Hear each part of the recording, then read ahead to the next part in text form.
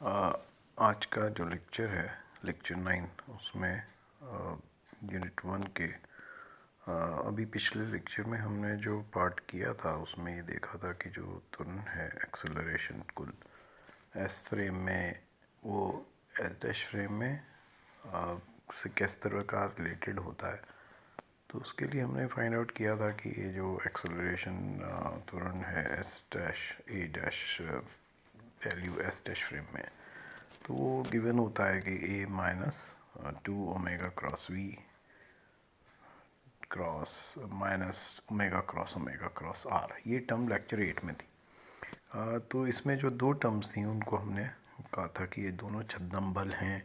अगर हम मास से मल्टीप्लाई कर दें तो ये इक्वेशन हो जाती है F is equal to F dash is equal to F minus two F M omega cross V dash and minus M omega cross R.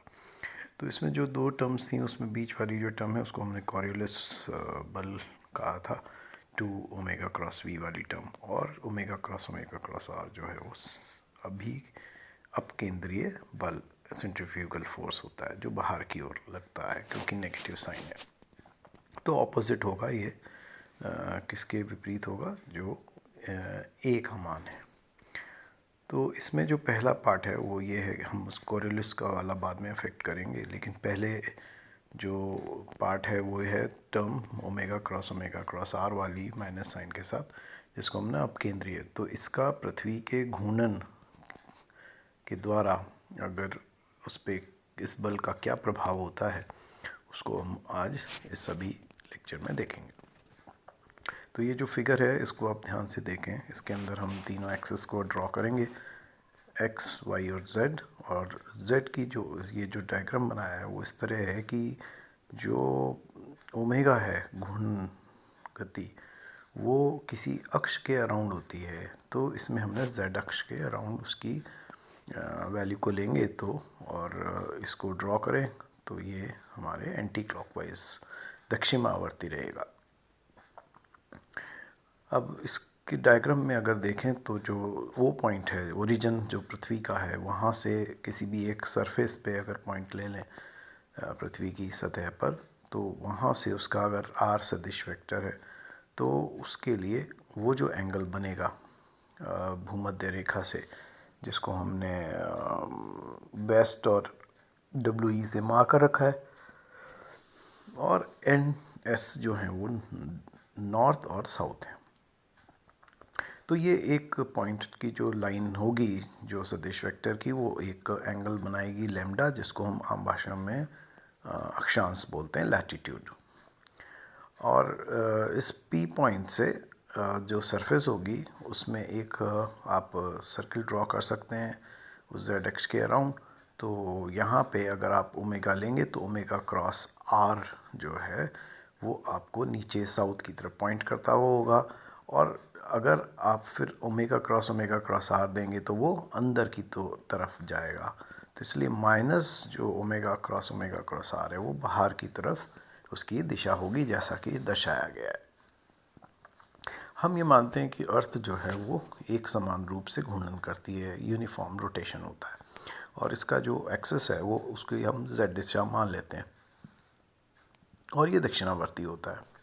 तो हमें इसको मैथमेटिक्स करने के लिए हम एक कोऑर्डिनेट सिस्टम लेते हैं और उसको ओ एक्स वाई जेड, और इसका ओरिजिन ओ है सेंटर, जो पृथ्वी का केंद्र भी उससे मिलता है। तो इसके अंदर ओमेगा को लिखेंगे क्योंकि जेड दिशा है, तो ओमेगा के कैप के उसका एकांक सदिश है। अब किसी भी निश्चित पी पॉइंट पे जो कि पृथ्वी की सतह पर है, और जो जैसा बताया मैंने लैटिट्यूड अगर उसका लैम्डा है, तो उसका जो गति होगी वो वाई जेड तल में होगी, वाई जेड प्लेन में। तो उसका जो वेक्टर है उसके दो कंपोनेंट्स होंगे, एक आर कॉस लैम्डा जो जे कैप मतलब वाई की दिशा में जाएगा, और एक होगा जो जेड की दिशा में जाएगा, आर साइन लैम्डा। इससे आप यूनिट वेक्टर निकाल सकते हैं किसी भी दिशा में आर की, और ये जो वैल्यू है वो कॉस लैम्डा जे कैप प्लस साइन लैम्डा के कैप हो जाएगा।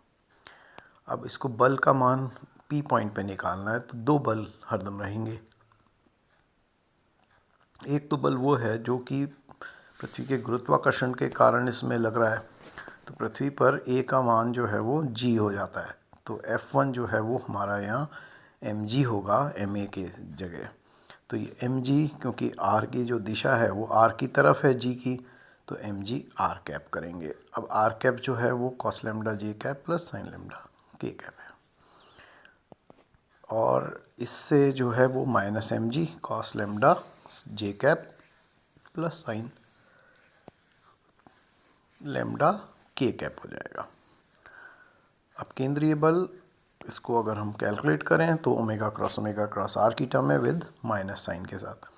तो इसका अपने को क्या करना है कि वेक्टर जो सदिश गुणनफल होता है, वेक्टर प्रोडक्ट, उससे लेना है। F2 is minus of m omega k cap cross omega cross R लेना है, तो एक ओमेगा ले लिया। अब omega k cap into R cos lambda J cap plus R sine lambda J K cap. तो इससे जो वैल्यू आएगी minus omega K cap R omega cos lambda K cap cross J cap और R omega. तो vector addition आपको आता है कि ये जो साइक्लिक कोऑर्डिनेट्स होते हैं आई जे के, तो आई क्रॉस जे के बराबर, जे क्रॉस के आई के बराबर, और इस तरह से के क्रॉस आई जे के बराबर, और आगे जे के जो है वो इस तरह से चलेगा। तो अगर आई और जे का लेंगे तो के आ जाएगा। तो यहाँ पे जब आप इसको सॉल्व करेंगे तो minus M omega K cap, और अंदर वाली जो टर्म्स हैं के क्रॉस जे जो है वो माइनस आई ले लो, और के क्रॉस ए क्योंकि के ज़ीरो होता है, एक ही दिशा हो गया तो वो क्रॉस प्रोडक्ट ज़ीरो हो जाता है, और के क्रॉस आई जो है वो जे के बराबर। तो हमें इसके अंदर सिर्फ एक ही टर्म बचेगी minus R omega cos lambda I cap, और के क्रॉस आई जो है वो जे के बराबर है। तो इससे हम जो टर्म निकलेगी वो होगी M omega square R cos lambda J cap. तो फोर्स जो है वो हमारे पॉजिटिव वाई की दिशा में रहेगा, जो कि अब केंद्रीय बल के द्वारा है। कुल बल कैलकुलेट करना है तो दोनों को जोड़ दीजिए, तो minus M G cos lambda J cap plus sine lambda K cap है ये, plus M omega square R cos lambda J, और इससे जो है वो सारी टर्म्स जो हैं वो जे कैप ही रहेगा।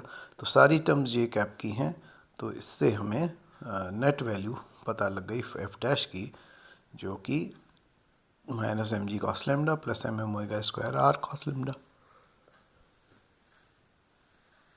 जे cap minus M G sine lambda J cap. हम इसको लिख सकते हैं एम जी डैश, अगर एस डैश फ्रेम में अगर कहें तो ये प्रभावी उसका मान हो जाएगा गुरुत्वीय त्वरण का। तो इस केस में जब हम लेंगे तो ये वैल्यू हो जाएगी G dash is equal to minus M G cos lambda plus M square omega square R cos lambda J minus M G sine lambda J, और जी डैश हो जाएगा minus G cos lambda plus omega square R cos lambda J cap minus G sine lambda. इसको आप स्वयं अपने हाथ से करें तो ज़्यादा अच्छा रहेगा। मैग्नीट्यूड ऑफ तो परिमाण कितना हो जाएगा, इसका स्क्वायरिंग कर दीजिए सारी टर्म्स का, तो G cos lambda plus omega square cos lambda इसको होल स्क्वायर माइनस, तो इसको जब आप खोलेंगे तो G square cos square lambda plus sine square lambda 1 होता है, तो और omega 4 R square cos square lambda minus omega square R G cos lambda to the power half. अब इसके अंदर जो एक टर्म है वो ओमेगा 4 की आ रही है, और एक टर्म जो है वो ओमेगा स्क्वायर की आ रही है। अब क्योंकि ओमेगा हमने देखा है कि जब हमने कैलकुलेशन किया था 2π/t से पृथ्वी के लिए जो टी जो है 24 घंटे का होता है, तो ओमेगा का मान जो है 10⁻⁵ रेडियन पर सेकंड आया था, और इसलिए इस टर्म को हम एक के सापेक्ष जो है उसको नेगलिजिबल कर सकते हैं। तो हमारे पास एक ही टर्म बचेगी जो 2 omega square R cos square lambda upon G into, और ये हाफ पावर के साथ। और अब इसको करने के लिए क्योंकि ये भी टर्न अगेन एक से कम है ओमेगा स्क्वायर की वजह से, तो हमें क्या करना है, इसको बायनोमियल जो है रूप से द्विपद प्रसरण करना है। तो जी डैश जो है वो G 1 minus half 2 omega square R cos square lambda upon G, और इससे G dash will come out हो जाएगा G minus omega square R cos square lambda.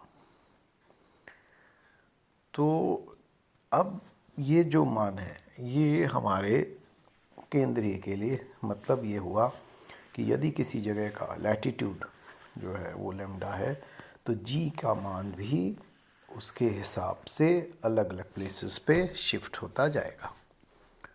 इस तरह की चीज़ जो कारीगर होते हैं, मकान बनाते हैं, इस करेक्शन को करते हैं जब वो अपनी एक डोरी लेके, प्लम्ब लाइन जैसे बोलते हैं हम, वो डोरी लेके उसका दीवार पे उसको मेजर करते हैं और उससे ये देखते हैं कि दीवार सीधी बन रही है कि नहीं, क्योंकि ये जो करेक्शन है ये उस प्लम्ब लाइन से ठीक कर सकते हैं। तो omega square R cos square lambda की टर्म जो है वो इम्पॉर्टेंट होती है।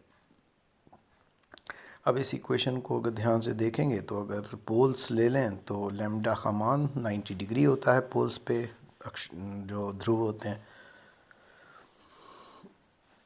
और इससे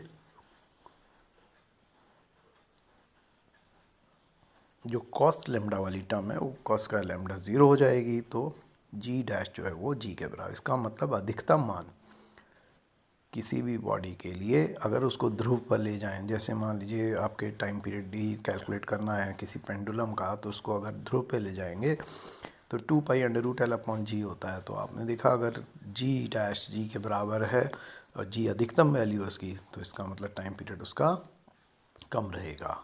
तो वो फ्रीक्वेंसी जो है 2π/1/t से होती है रेगुलेट, तो वो तेज़ी से फ्रीक्वेंसी करेगा और किसी और पॉइंट पे वो जो है उसका टाइम पीरियड भी बढ़ जाएगा। और अगर आप भूमध्य रेखा पर आ जाएं लैम्डा 0 हो जाएगा, तो कॉस स्क्वायर लैम्डा 1 हो जाएगा और जी डैश जो है वो जी माइनस ओमेगा, ये उसका मिनिमम मान होगा। तो इसमें अगर प्रॉपरली सिलेक्ट, अगर ये ऐसा हो जाए कि जी जो है वो ओमेगा स्क्वायर आर के बराबर आ जाए, किसी केस में ऐसा पॉइंट हो जाए वो, तो उस केस में जी जो डैश है वो 0 हो जाएगा। और अगर आप एक पेंडुलम को भूमध्य रेखा पर रखें तो वो अनंत काल तक उसका टाइम पीरियड जो आवर्तकाल है वो रहेगा। तो वो या तो स्थिर ही रहेगा या इतनी तेज़ी से ऑसिलेशन होगा कि हमें दिखेगा नहीं। तो ये इसके फंडामेंटल है। नेक्स्ट टाइम पे हम इसका कोरियोलिस बल का जो प्रभाव है वो उसको कैलकुलेशंस करेंगे और उसकी एप्लीकेशंस हैं जिसमें चक्रवात है और इस तरह की चीज़ें, नदियों के कटाव हैं, उसको फाइनल करेंगे।